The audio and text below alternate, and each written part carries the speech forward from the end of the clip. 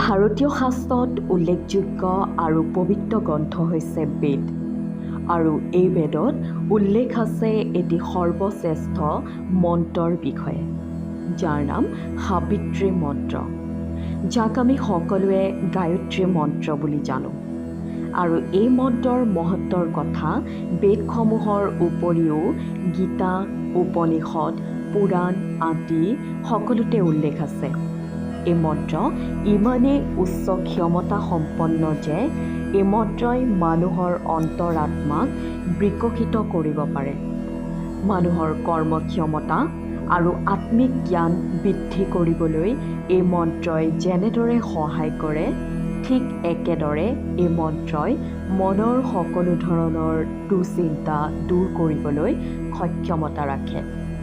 এই মন্ত্ৰটিক গীতাত সৰ্বশ্ৰেষ্ঠ হিচাপে গণ্য কৰা হৈছে। আটাইতকৈ গুৰুত্বপূৰ্ণ কথা যে এই মন্ত্ৰ সকলোৱে উচ্চাৰণ কৰিব পাৰে।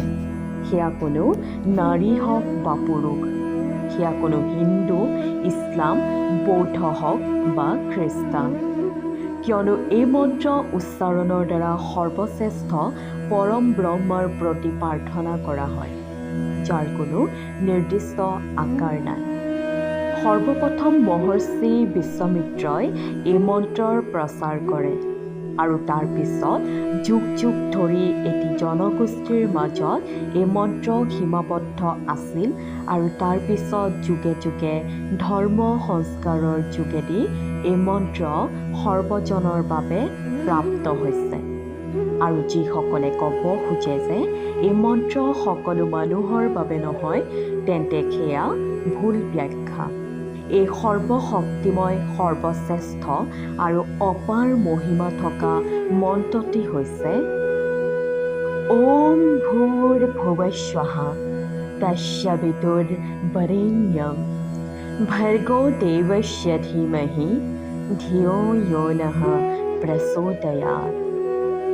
এই মন্ত্ৰ জপ কৰাৰ আগতে এই মন্ত্ৰৰ অৰ্থ অনুধাৱন কৰা অতি দৰকাৰী।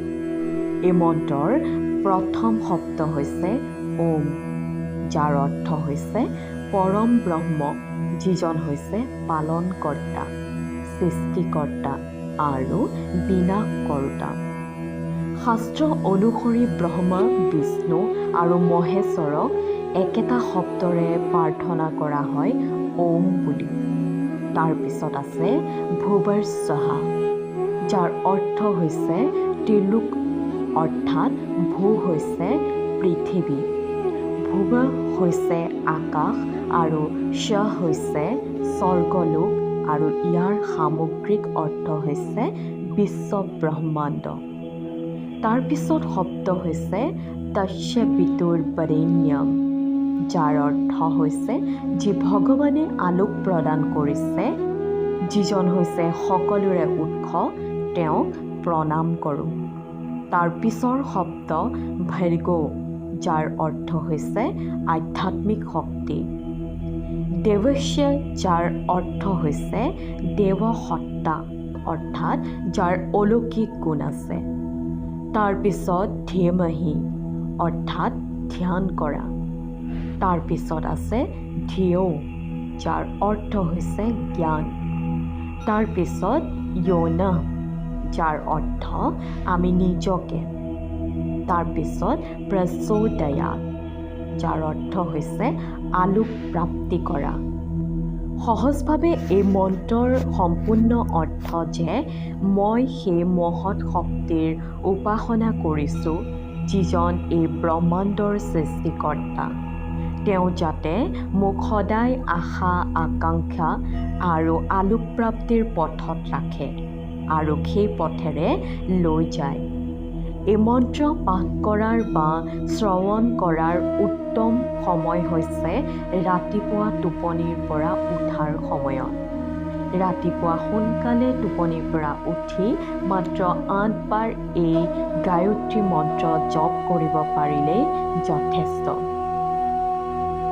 ৰাতিপুৱাৰ সময়ত সম্ভৱ নহ'লে সূৰ্যাস্তৰ সময়তো এই গায়ত্ৰী মন্ত্ৰ জপ কৰিব পাৰি। ইয়াৰ উপৰিও দিনৰ যি সময়তে পূজা অৰ্চনা কৰা হয় সেই সময়তে 3 বাৰকৈ এই গায়ত্ৰী মন্ত্ৰ জপ কৰিব পাৰি। খাদ্য সেৱনৰ সময়ত আৰু খাদ্য গ্ৰহণৰ পূৰ্বে 3 বাৰ এই গায়ত্ৰী মন্ত্ৰ জপ কৰিলে সেই খাদ্য অমৃতলৈ পৰিণত হয়। আৰু এই মন্ত্ৰ জপ কৰাৰ ফলত আপোনাৰ বৰ্তমান সুৰক্ষিত হৈ পৰিব আৰু ভৱিষ্যতে মনৰ ইচ্ছা আকাংক্ষা পূৰণ হৈ পৰিব।